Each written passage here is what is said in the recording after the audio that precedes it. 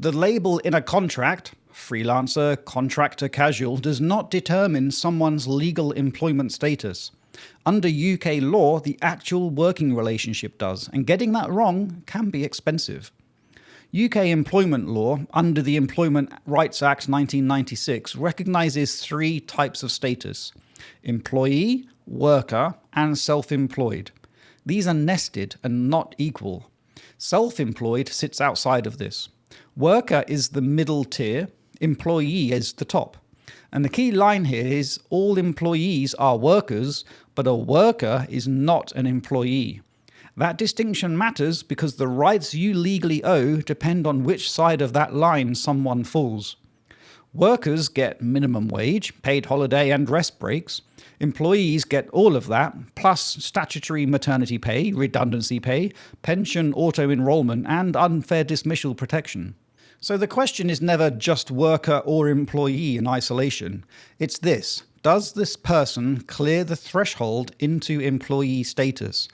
That threshold is determined by three legal tests, not by what a contract says. Courts use three indicators to determine status. First, personal service. Must the individual do the work themselves, or can they send a substitute? No substitution points towards employee status. Second, control. Does your business dictate how, when, and where the work is done? High control points towards employment.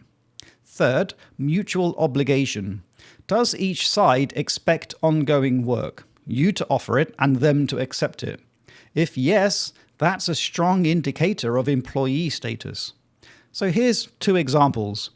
A casual warehouse operative working regular shifts, supervised throughout, who cannot send a substitute. All three tests point towards an employee, even if the contract says they're a casual worker. Contrast that with a delivery driver who sets their own hours, uses their own vehicle, and can decline jobs without penalty. More likely a worker or self-employed. And here's the critical warning: if the contract says one thing, but day-to-day reality says another, tribunals follow the reality.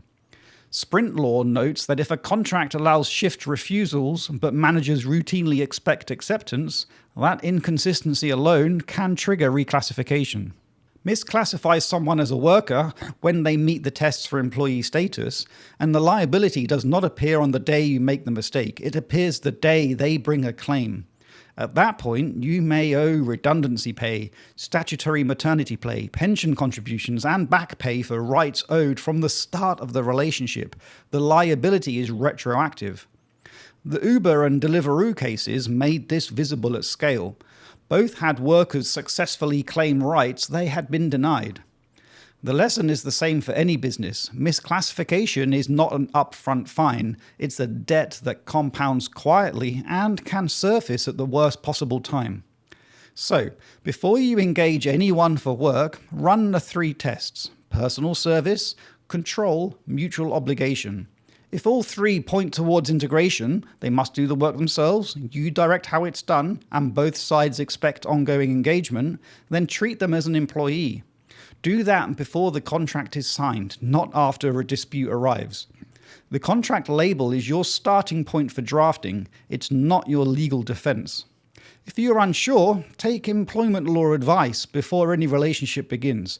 That's a far cheaper conversation than the one you'll have at a tribunal. If that was of value, subscribe to the channel for one real business question answered every video. For the same clarity in writing, the website and newsletter is 5minutebusiness.com.